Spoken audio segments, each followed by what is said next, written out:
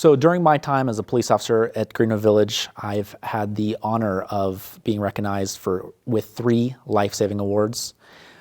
When someone is honored with a life-saving award, it's because they have participated in saving a human life.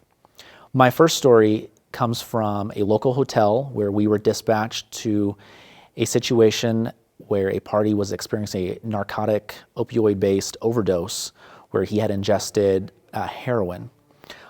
As we were responding, we knew that the party was unconscious and not breathing. And upon our arrival, we did find somebody who appeared to be ingesting heroin, and they were in fact unconscious and not breathing.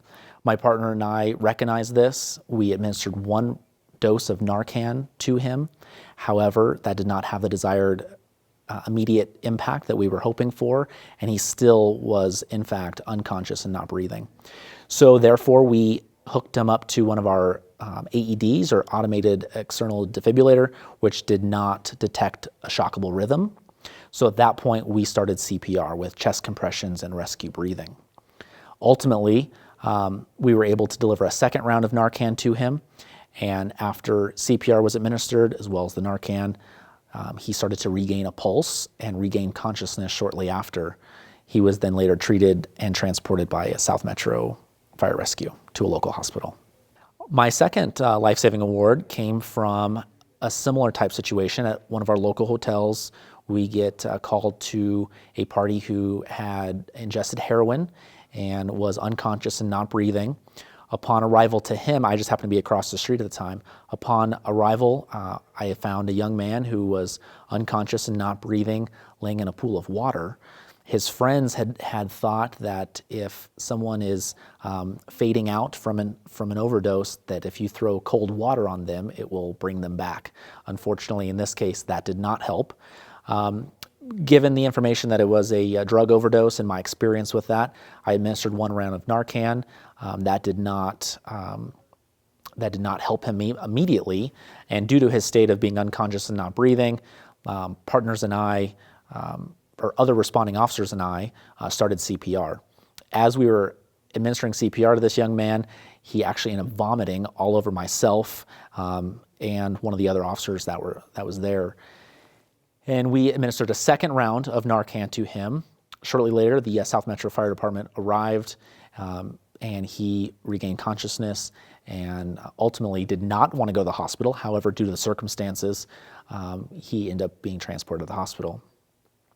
My third life-saving award most recently came from the Arapahoe Park and Ride station, where passerbys had noticed a party was unconscious and did not appear to be breathing in one of the bus shelters.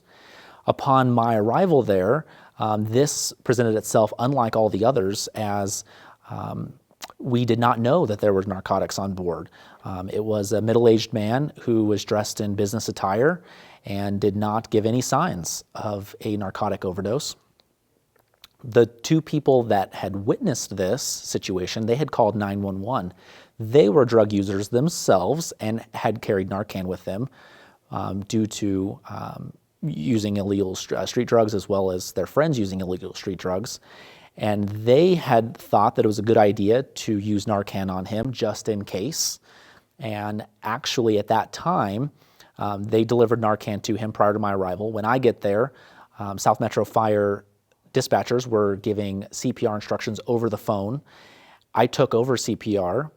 After several minutes, my partners arrived and we delivered a second round of Narcan to him. We continued CPR. After a few minutes, South Metro Fire arrived on scene. They continued CPR and rescue efforts. After several minutes, which feels like an eternity in these situations, he regained consciousness as well, and he admitted to paramedics as well as to us that he had taken illegal prescription drugs, which had caused his cardiac arrest. It's amazing. As first responders, specifically as a police officer, we are usually first to most critical situations, whether it be a medical situation or a law enforcement situation. And I love the fact that when someone's having the worst moment of their life, whether it be because they've been involved in a car accident or they're witnessed a horrific crime or anything in between, they're calling us, and we get to be there when they really need someone to be there. And that's what I absolutely love about, number one, being a police officer, and number two, about being able to be a first responder and being able to be the first one there. When these folks are experiencing a crisis situation, they look beyond the uniform. They really just want someone there who is going to help them. And that's what we do, and that's what we specialize in, and that's what brings me back each and every day.